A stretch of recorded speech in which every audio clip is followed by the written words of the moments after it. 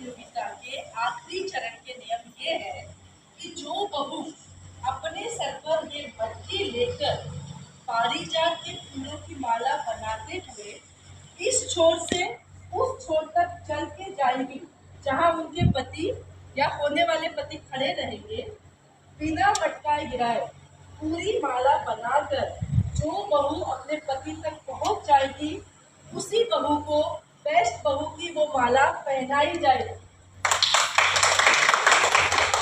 Continue सारे लोग contestants बातचीत करने लगना। चाची अपने दाई के पास आ जाना। लेडी जाओ।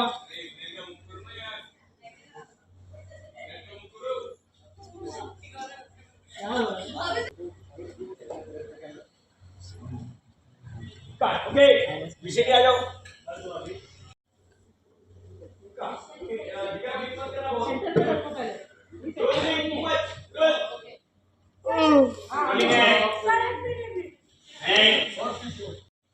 हाथ नीचे, बिट्टू को देखो। सुविधा का दो। Very good Bittu, very good. Setting सुविधा का दो ना। क्लीन सब लोग एक दूसरे को देखो। काटवे सुभाष स्पाइक का राइट फॉरवर्ड।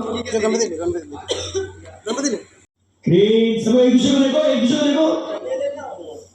खुश है सब जिसकी जो माला तुम वापस में एक्शन बोलो मैडम लाइन। हमने तो जाकर उसकी माला पहना दी। काटोगे नॉर्मल फ्रेंड